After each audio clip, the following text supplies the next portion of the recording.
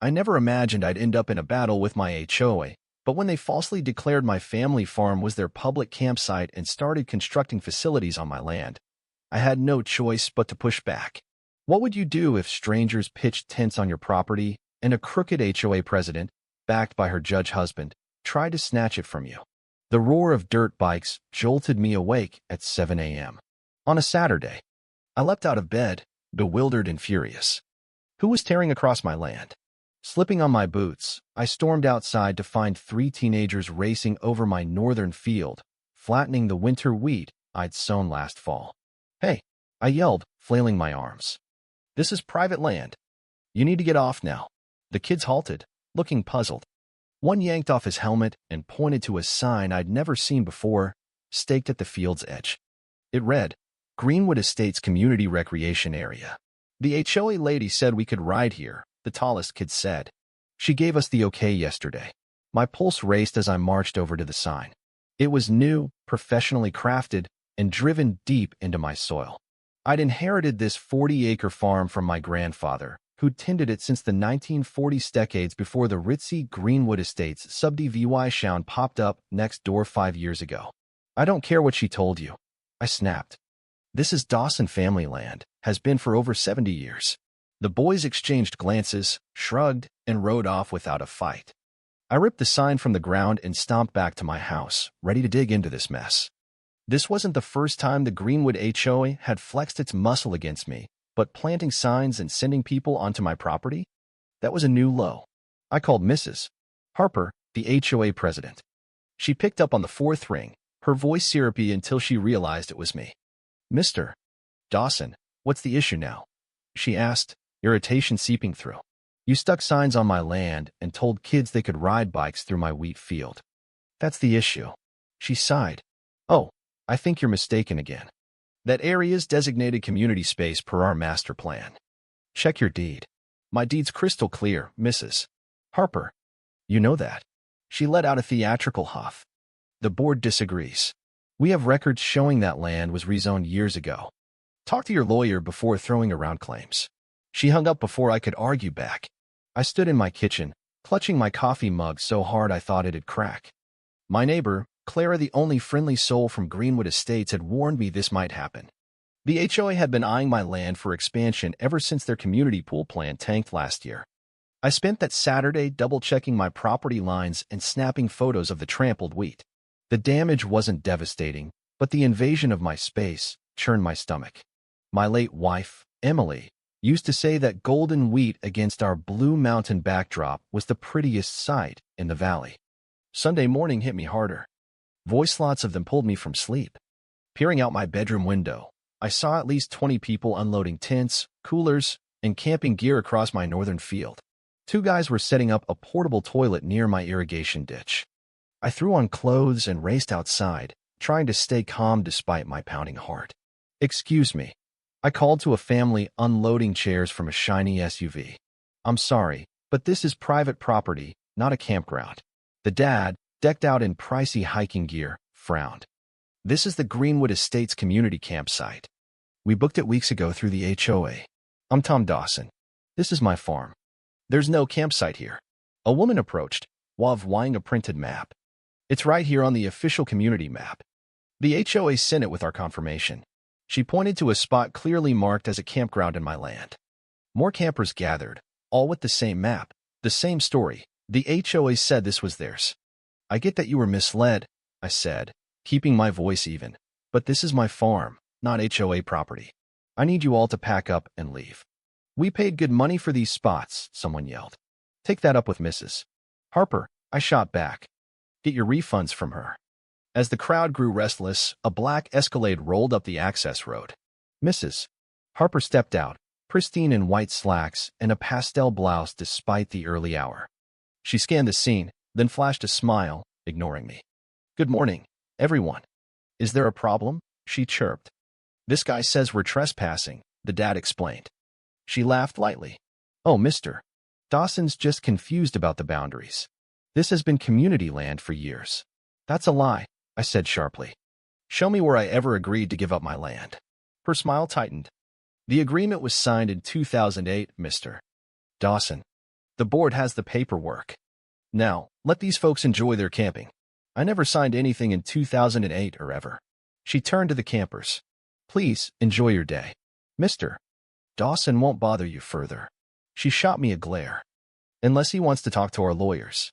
She sauntered off, leaving me stranded against 20 confused campers and what sounded like fake documents. I retreated to my house and left an urgent voicemail for my lawyer. From my window, I saw kids chasing each other through my ruined wheat, a volleyball net going up, and Mrs. Harper smirking from her Escalade. I grabbed my property files and camera. This fight was far from over. Monday morning, I sat in my lawyer's office, sliding a stack of photos across his desk. Greg Miller had been my family's attorney for 30 years, and I'd never seen him so worried. They put a portable toilet on your land without permission, he asked, flipping through the pictures. And they're calling it a community campsite? Look at this, I said, handing him the map a camper gave me. They've got official-looking docs showing my northern field as HOA property. Greg studied it, his brow furrowing. This is bad, Tom. Very bad. Mrs. Harper says you signed an agreement in 2008. Never happened. We need that document ASAP. Greg called the HOA's lawyer, putting it on speaker. After laying out the situation, their response froze me. Yes, we have it on file, the lawyer said smoothly. Mr. Dawson signed over usage rights to that parcel in a 2008 water access deal. The HOA's been paying taxes on it since. That's a lie, I shouted, but Greg silenced me with a gesture. We'll need to see that today, Greg insisted. Of course. We've got nothing to hide. Let's set a meeting with the board for Wednesday evening. After the call, Greg turned to me.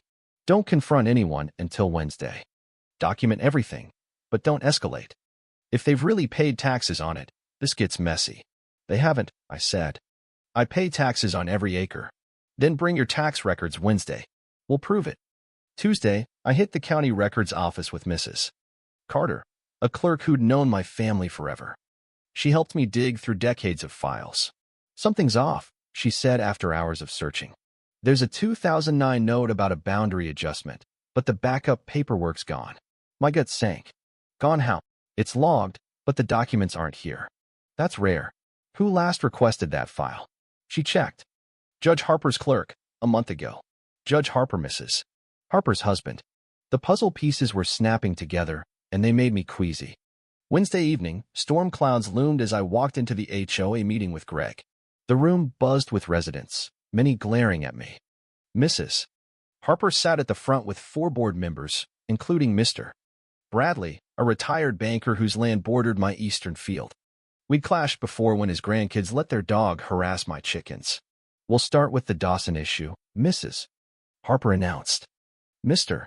Dawson claims we've encroached on his property with our campsite. It's not a claim, it's fact, I said. She smirked. Let's see the facts. She slid a document forward. This 2008 agreement, signed by you, grants recreational usage rights to the northern field for water access across HOA land. Greg grabbed it as I leaned in. My signature was there, a close fake. That's not mine, I said loudly. Whispers filled the room. Mr. Bradley scoffed.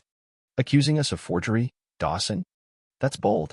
I'm stating truth, I didn't sign this. Greg pointed out. Where's the notary seal? Property rights transfers need notarization. Mrs. Harper hesitated. It was informal back then. The board kept records. Informal agreements don't hold legal weight, Greg countered. And Tom's got tax records proving he's paid taxes on that land, no HOA help. I showed my files, but Mrs. Harper brushed them off. He paid taxes, we maintained usage rights. Standard practice. Nothing standard about stealing my land, I snapped. Mr. Bradley stood. No one's stealing. This community needs space. Your empty field fits. Why fight it? Because it's mine, I shouted, losing it. I farm it. I've got plans for it. An older woman, Mrs. Singh, spoke up. I've lived here since before Greenwood existed. That field's always been Dawson's. Mrs. Harper glared. Mrs. Singh, without documents, your memories don't matter. As the room descended into chaos, Clara slipped in, signaling me. Greg called for a 5-minute break.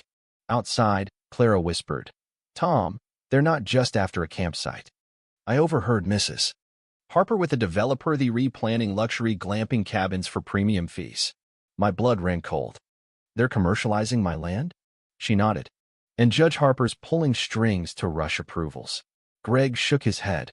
That's a conflict of interest. Why risk telling me this? I asked Clara. She smiled grimly. They've made life hell for anyone who doesn't toe their line. Last month, they fined the Wilsons du La $500 for long grass while they were at a funeral. Back in the meeting, Mrs. Harper announced, the boards voted to proceed with the recreation plan. If Mr. Dawson interferes, we'll seek an injunction. On what grounds? Greg demanded. His disruption of an established community service. Judge Harper's reviewed it informally and sees no issue. The room went quiet. Her husband had reviewed her case. As people left, Mr. Bradley leaned in. You're losing, Dawson.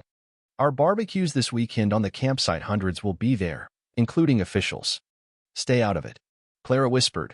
Their lawyers will crush you. Be careful. Walking home, I saw workers installing a permanent bathroom on my land under floodlights. My phone buzzed with photos as headlights crept up. Mrs. Harper's voice cut through a roll-down window. Trespassing at night, Mr. Dawson? Not neighborly. I held up my phone. I'm recording. This is my land. I've got proof. She laughed. Your land ends at the creek. Check the records. Delete that if you're smart. Her Escalade sped off, leaving me fuming in the dark. Sleep evaded me that night. Grandpa's words echoed. This land feeds us, Tommy. Guard it with all you've got. I dug out our old deed, yellowed but clear. My land stretched past the creek. At dawn, I raced to the county clerk's office. Mrs. Evans, a 30-year veteran, saw my exhaustion. Tom Dawson, you look beat. What's up? The HOA says my northern field isn't mine. I need records. Her face fell. Third farmer this year with boundary fights. After 6 hours, we found it.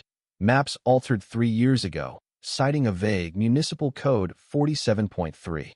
That code's not in our books, she whispered. No hearing. No notice. Did you get any? None. Who last accessed this? She froze. I shouldn't say, but check who became records admin 3 years ago. A quick search revealed Judge Harold Harper. They'd slipped up. Thuffme Creek water rights were separately documented, tied to my wetlands. A text from Clara hit. Emergency HOA meeting tomorrow. Theory suing you. Talk now. We met at my property's edge. It's worse, she said. They're claiming adverse possession, saying they've used your land for years. I've farmed it every season. They've got doctored photos of HOA landscapers going back 5 years. With Judge Harper, who'll question it. Rain fell as she added. The barbecue's a public claim. An idea sparked. Who approved that bathroom's plumbing? County inspector, I guess. It drains into my wetlands. I control the water. Her eyes widened. What's your plan? They messed with the wrong farmer. That night, I studied Grandpa's irrigation maps. Valves on my land could redirect flow. My friend Mike at the water district confirmed, mess with wetlands, and water takes everything downhill. Who's asking about my rights? Judge Harper's office. They were closing. I had to act fast. My lawyer, Lisa, called next morning. Judge Harper denied our injunction. They're fast-tracking adverse possession. He's her husband. In this county, who'll stop him? Watching campers flood my field, I knew what to do. A storm was brewing, and I'd use it. Rain pounded as Clara burst in with stolen plans. Pinehurst Gardens luxury glamping experience. My field turned into profit. They've sold memberships, she said. Why help me? My grandparents lost their farm to this. I won't let it happen again. A flash flood warning bust. Any sign of Judge Harper's involvement? Just initials HH reviewed. At the barbecue, Mrs. Harper shone in red. Oblivious as I adjusted valves per Grandpa's designs, disconnecting their illegal pipes. By 3 o'clock, water backed up. At 4 o'clock, her speech drowned in sewage chaos. Guests fled. A reporter snapped photos. Sheriff Brooks arrived. Mrs. Harper says you flooded them. I showed my docs. I restored my legal water flow. Their unpermitted plumbing failed. He nodded. This ends now. The lawsuit came 3 days later. Due law $2 million for distress. No lawyer would touch it until Maria Vasquez saw fraud in their 2008 claim. Clara brought Diane, an ex-HOA assistant, with a USB of emails proving forgery by the Harpers. The EPA found wetland damage, news broke, and at a meeting, Mrs. Singh exposed years of HOA corruption. The Harpers fled, my land was restored, and a community garden bloomed. Sometimes, you fight dirty to grow something good.